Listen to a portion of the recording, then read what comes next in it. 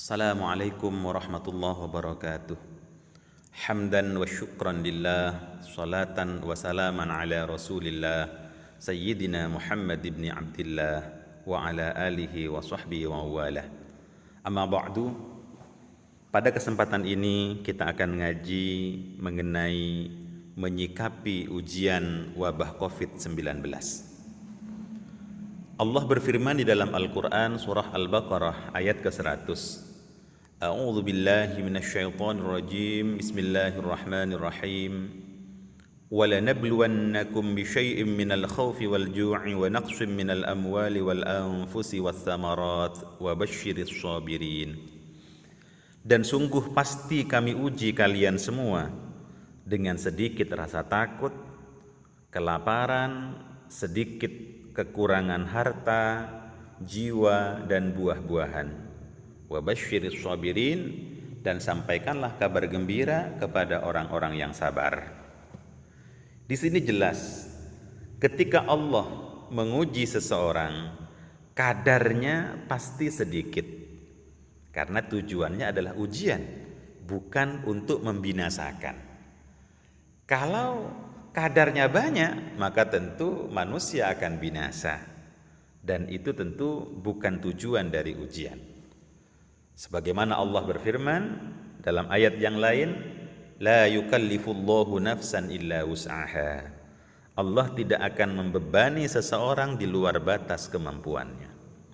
Oleh karenanya, kita menyikapi ujian apapun, termasuk yang sedang menimpa kita semua, wabah corona ini, kita semua merasakan sedikit kecemasan, sedikit rasa takut.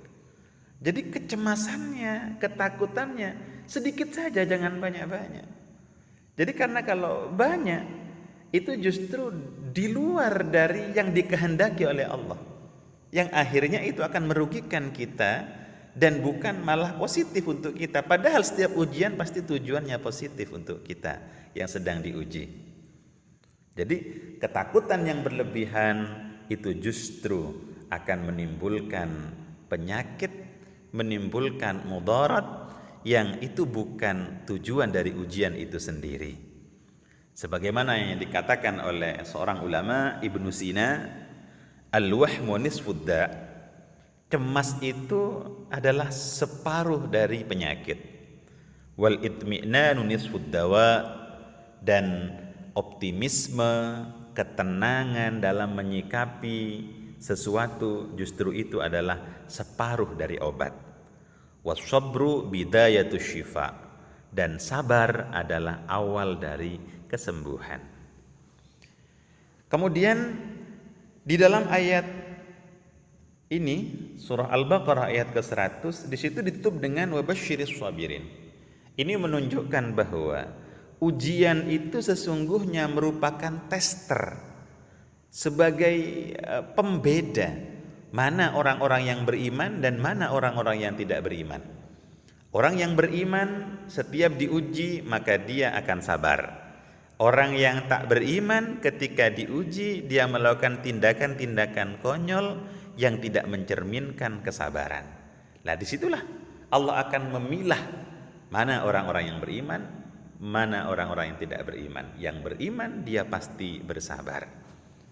Makanya Rasulullah memuji karakternya orang-orang yang beriman dalam sebuah sabdanya, ajaban li amril mu'mini, sungguh mengagumkan orang-orang yang beriman itu. Inna amrahu kullahu khairun, sesungguhnya orang-orang yang beriman itu segala sisinya baik. Walaysa dzaka li ahadin illa lil mu'mini, dan yang demikian itu tak dimiliki oleh siapapun kecuali orang-orang yang beriman. Seperti apa karakter orang yang beriman? In asabathu sarra syakarah, apabila menimpanya hal-hal yang menyenangkan, syakarah, dia bersyukur. Fakana khairan lahu, dan yang demikian itu bagus untuknya. Wa in asabathu dharra, dan apabila menimpanya sesuatu yang tak menyenangkan, kesempitan, sabarah, maka ia bersabar. Fakana khairan lahu, dan sabar itu bagus baginya.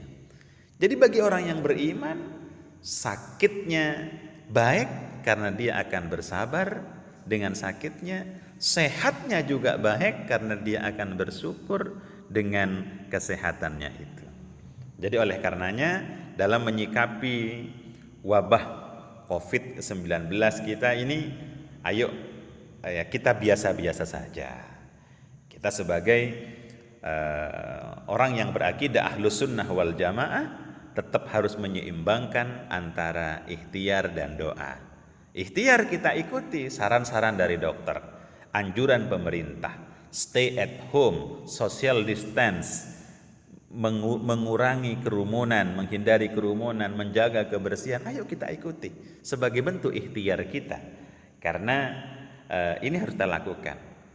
Tapi yang kedua adalah kita juga harus berdoa, mendekatkan diri kepada Allah, tawakal kepada Allah. Nah, keseimbangan antara ikhtiar dan doa ini adalah akidah Ahlus Sunnah wal Jamaah. Jadi orang yang hanya mengandalkan ikhtiar maka Qadariyah namanya. Orang yang hanya mengandalkan doa Jabariyah namanya. Jadi kita harus menjaga keseimbangan. Jadi jangan sampai kemudian salah satu mendominasi. Misalnya hanya takut kita tertular, kita patuhi seluruhnya apa yang dikatakan dokter, menjauhi kerumunan, sampai ibadah kita tinggalkan, sholat jamaah kita tinggalkan, sholat Jumat yang wajib kita juga kita tinggalkan. Jadi maka tentu ini bukan karakter Ahlus Sunnah wal Jamaah ketika kondisinya masih belum sampai pada tingkatan darurat.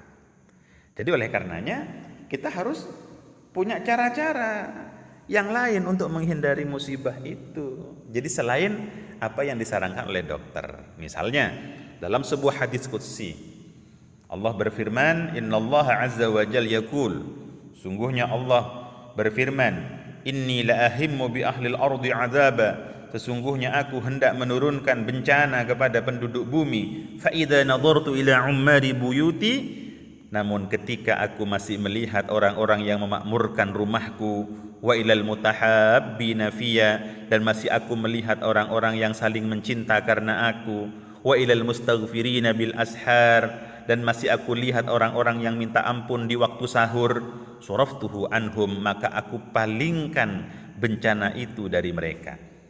Jadi ayo ini kita juga harus ikuti cara-cara ini selain cara-cara yang dilakukan oleh dokter. Bagaimana?